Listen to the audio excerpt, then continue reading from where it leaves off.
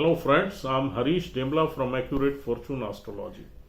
दोस्तों, आज हम देखते हैं कि सूर्य, शुक्र और केतु की कंजंक्शन हमारे लगन चार्ट में किस तरह के फल देती है।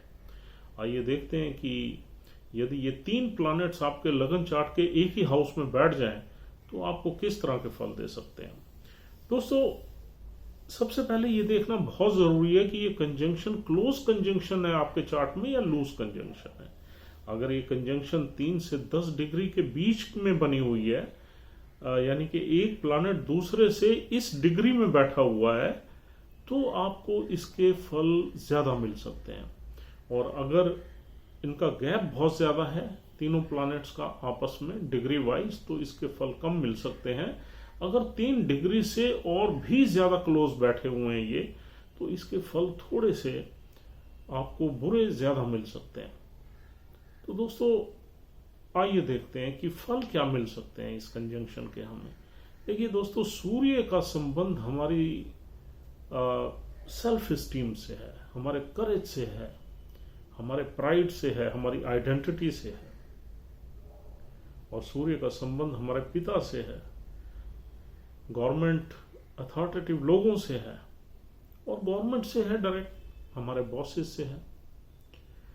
और सूर्य का संबंध हमारे कैरियर से भी है, हमारी हेल्थ से भी है। और दोस्तों, शुक्र का संबंध हमारी रिलेशनशिप से है, ओवरऑल रिलेशनशिप से है पर्टिकुलरली। और अगर हम इसको माइक्रो लेवल पे एनालाइज करें तो शुक्र का संबंध हमारी वाइफ से है, हमारी गर्लफ्रेंड से है, हमारे सेक्स लाइफ से है, हमारे कंफर्ट से है, लग्जरी से है, मौज मस्ती से है, पैसे से है, हमारे यानी कि जो भी हम कपड़े डालते हैं, जिन चीज़ों को हम यूज़ करते हैं और जिन चीज़ों को यूज़ करके हम प्लेजर फील करते हैं, उन चीज़ों से है, हमारे खाने पीने से भी है। और शुक्र का संबंध आर्ट और क्रिएटिविटी से भी है। और दोस्तों, केतु एक बहुत ही पैथेटिक प्लैनेट है। केतु का संबंध सेपरेशन से है, केतु का संबंध स्पिरिचुअलिटी से है, और एक सॉलिट्यूड से है, अकेलेपन से है, एक सेपरेटिव टेंडेंसी से है, एक पेनफुल जर्नी से है। यानी कि केतु स्पिरिचुअलिटी के पाथ पे आपको इंस्पायर करके नहीं ले जाता, कभी भी आपको पेनफुल जर्नी में से निकाल के ही आपको इंस्पिरेशन देता है। यानी कि नेगेटिव चीजों को दे के ही केतु आपको स्पिरिचुअलिटी के पाथ पे डालता है। तो यहां पर ये दो पॉजिटिव प्लैनेट्स जो कि full of life, enthusiasm, relationship, luxury, comfort, मौज मस्ती, पैसा, और उसमें एक ऐसा प्लैनेट बैठ गया जो कि आपको सॉलिट्यूड देगा, उदासीनता देगा, एंड आपको दुख दर्द देगा, आपको इनकंसिस्टेंसी देगा रिलेशनशिप में। तभी तो आप स्पिरिचुअलिटी के पाथ पे जाओगे। दोस्तों, यहां पर Ketu will play very negative in this conjunction, और खास करके अर्ली लाइफ में तो इंसान को कुछ लाइफ के हार्ड एक्सपीरियंसेस लेने ही पड़ेंगे। हाँ, 35 साल के बाद ये केतु जो है सूर्य के साथ ग्रहण योग कम करेगा, और ये एक्लिप्स जैसे जैसे रिलीज होगा वैसे वैसे इंसान को चीजें मिलना शुरू होंगी और उसका कैरियर आगे बढ़ेगा। लेकिन 35 इयर्स तक केतु का इम्पैक्ट सूर्य पे पूरा रहेगा, और सिमिलरली आपके शुक्र पे भी रहेगा। तो यहां पर सबसे पहली बात यह है कि हमारे में जो करेज है, जो हिम्मत है, जो साहस है, उसमें कमी मिलेगी। सेल्फ वर्थ में हमें डाउट्स रहेंगे, हम अपने आप को कई चीजों में अंदर से काबिल नहीं समझेंगे, हमें डाउट्स रहेंगे कि whether will be able to achieve this. जब सेल्फ डाउट में इंसान रहता है तो इंसान का करेज डगमगा जाता है,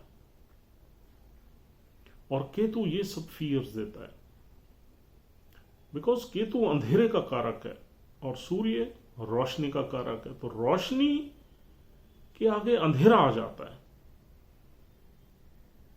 और ये हमें कहीं ना कहीं इंट्रोवर्ट बना देता है, हमारे सेल्फ एक्सप्रेशन में कमी रहेगी, हमारी आइडेंटिटी जो है वो दबी रहेगी, हमें अप्रिसिएशन मिलने में दिक्कत आएगी, हमारा कैरियर थोड़ा सा स्लो चलेगा, प्रमोशंस वगैरह में भी दिक्कत आएगी, हमारे बॉसेस से ज्यादा हमारी नहीं बनेगी, गवर्नमेंट की सपोर्ट कम रहेगी, और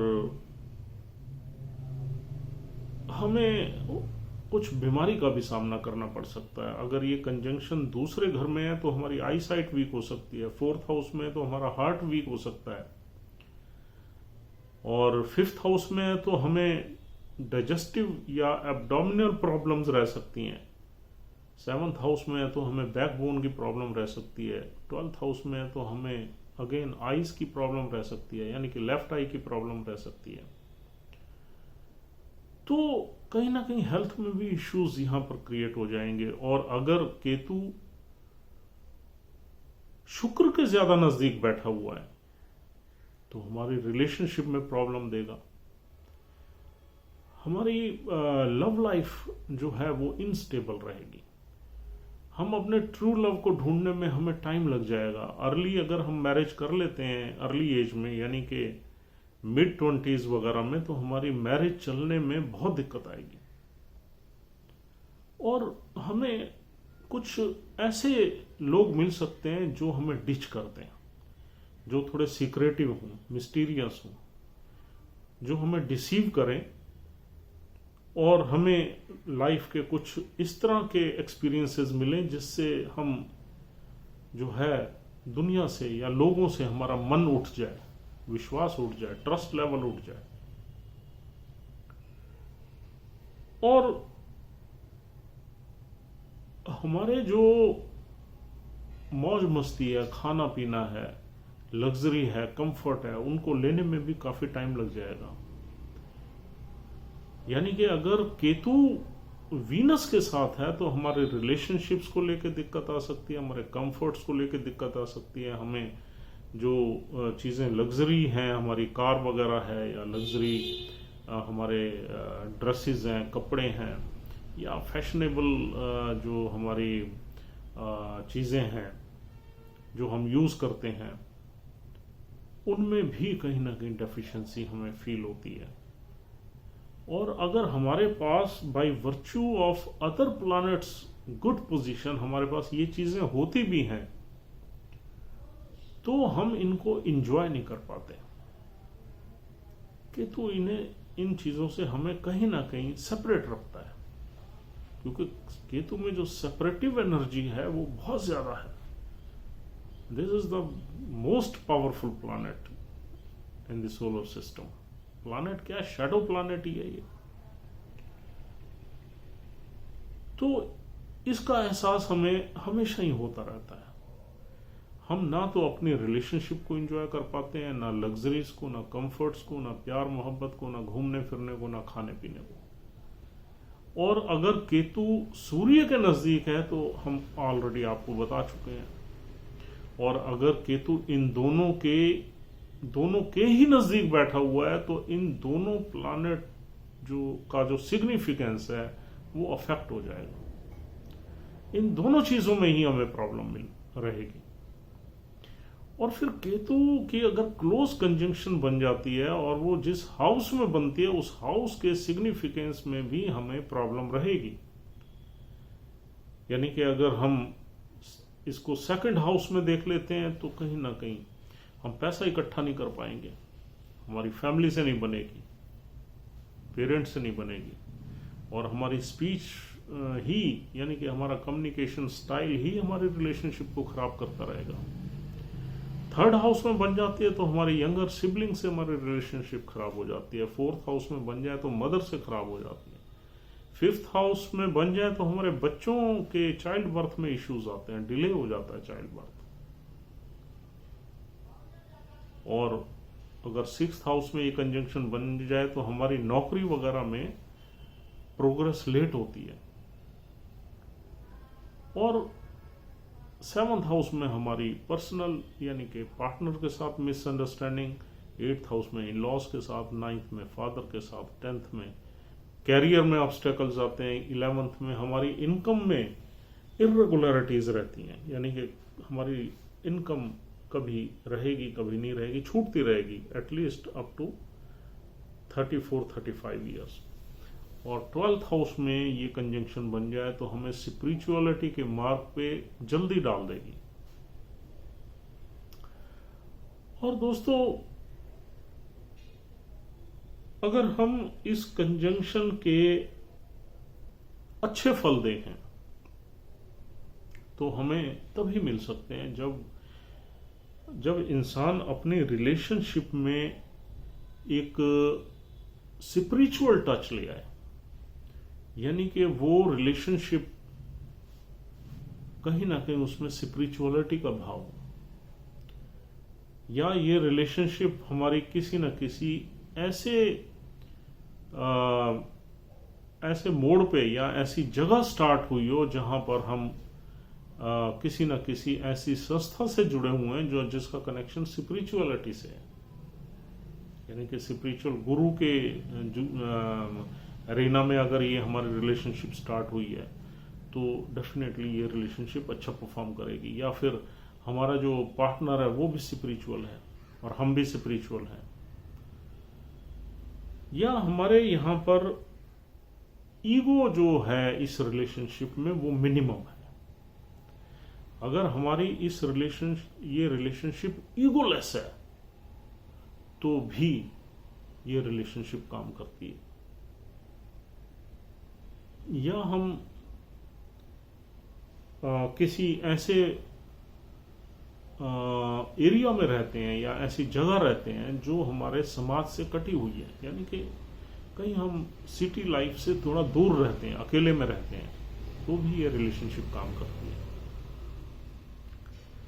या फिर हम कहीं फॉरेन कंट्री में अपने रिलेशन से कटे हुए हैं तो भी ये काम करती है। और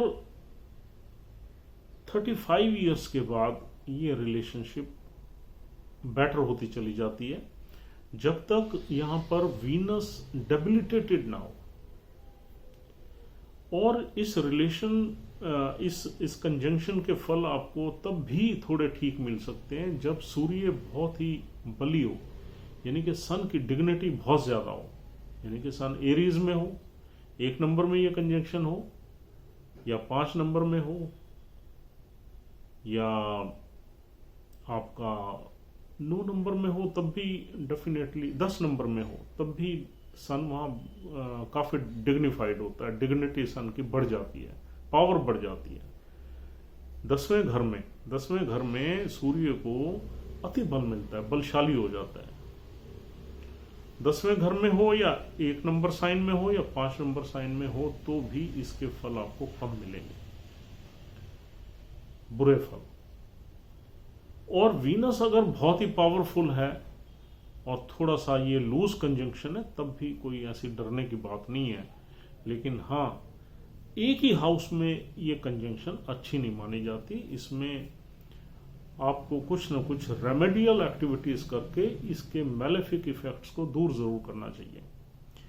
अब दोस्तों, इस टोटल कंजंक्शन में Ketu becomes very powerful and it impacts both Sun and Venus.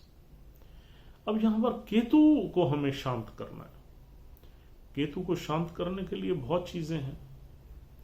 अगर आप गणपति जी का मंत्र सुबह 108 बार जाप करते हैं डेली तो भी केतु शांत हो जाता है। अगर आप किसी कुत्ते को घर में पाल लेते हैं तो भी केतु शांत हो जाते हैं। अगर आप सुबह गणपति जी का मंत्र जाप करने के बाद केसर का तिलक अपने सिर पे लगा, माथे पे लगा के ही बाहर निकलते हैं घर के, तो भी केतु शांत रहते हैं। डोनेशन में अगर आप ब्लैक एंड वाइट स्ट्रिप की बेडशीट्स वगैरह गरीबों को देते हैं या कंबल गरीबों को देते हैं, वाइट और ब्लैक 2 कलर होने चाहिए उसमें, तो भी केतु शांत हो जाते हैं। यदि आप संडे या वेडनेसडे के दिन भैरव मंदिर जाके भैरव देव की पूजा करते हैं, तो भी केतु शांत हो जाते हैं। या आप केतु देव का मंत्र जाप करते हैं, तो भी केतु शांत हो जाते हैं। तो ये 7-8 रेमेडीज बड़ी पावरफुल रेमेडीज हैं केतु को शांत करने की। और इसके अलावा यदि आप कोई कुत्ता वगैरह घर में नहीं पाल सकते, तो स्ट्रीट डॉग्स वगैरह की को फीड करते हैं, तो भी केतु शांत हो जाते हैं। अगर आप किसी ऐसी जगह रहते हैं जहां पर कुत्तों को आप फीड नहीं कर सकते, यानी फॉरेन कंट्रीज वगैरह में रहते हैं, तो फिर आप जो स्ट्रे डॉग्स की एनजीओज हैं, ये एनजीओज इंडिया में तो बहुत ही हैं, यहां पर आप मंथली डोनेशन देते हैं या डॉग फूड सप्लाई करते हैं, तो भी केतु शांत हो जाते हैं। तो ये बड़ी पावरफुल एक्टिविटीज हैं केतु को शांत करने की। अगर ये कंजंक्शन आपके चार्ट में है, तो आपको इनमें से कोई ना कोई एक्टिविटी जरूर करनी चाहिए, अदरवाइज आपको काफी बैड एक्सपीरियंसेस को फेस करना पड़ सकता है इस कंजंक्शन में। और क्लोज कंजंक्शन है तो, और फिर सूर्य में और उसमें डिग्निटी कम है तो। दूसरा दोस्तों, अगर इस कंजंक्शन पे गुरुदेव की दृष्टि है, यानी कि 5th 9th या 7th एस्पेक्ट गुरुदेव का पड़ रहा है, और गुरुदेव भी पॉजिटिव है आपके प्लैनेट में, योग कारक गुरुदेव की दृष्टि है, तो भी ये कंजंक्शन आपको बहुत बुरे रिजल्ट्स नहीं देगी। क्योंकि जुपिटर ही एक ऐसा प्लैनेट है जो केतु को सही डायरेक्शन दिखाने में सक्षम है। इसलिए अगर केतु गुरु के किसी नक्षत्र में बैठा हुआ है, तो भी इस कंजंक्शन के कम फल मिलते हैं। There are many combinations. तो इसलिए हम जितना टाइम मर्जी ले लें, बात करते चले जाएं, उतनी नॉलेज की शेयरिंग होती रहेगी। लेकिन फिर भी इट विल ऑल डिपेंड कि ये कंजंक्शन किस साइन में बनी हुई है, किस हाउस में बनी हुई है, कितने डिग्रीज में बनी हुई है। ये सारी चीजें पूरी तरह से इनके फलों को इम्पैक्ट करती हैं। यदि आपको इसके कम फल मिल रहे हैं, तो कोई ना कोई उसमें शुभता जरूर होगी, कोई ना कोई अच्छा एस्पेक्ट जरूर होगा जिसकी वजह से कम फल मिलेंगे। अगर हम ओवरऑल कंक्लूड करें, तो ये कंजंक्शन अच्छी कंजंक्शन नहीं है, ये बुरी कंजंक्शन है। ये कंजंक्शन ये रिफ्लेक्ट करती है कि हम पास्ट लाइफ से कुछ बैकलॉग लेके आए हैं और हमने रिपे करना है इस जन्म में उस कार्मिक बैकलॉग को। तो दोस्तों, उम्मीद करता हूं आपको ये डिस्कशन पसंद आई है। If you are liking our videos, please subscribe our channel, and so that we should upload more and more such videos. As usual, my number is 9899105355. If you want to contact me, you can dial this number for any sort of astrological consultation. Thanks a lot. Thank you very much for watching this video. Have a nice time. Goodbye.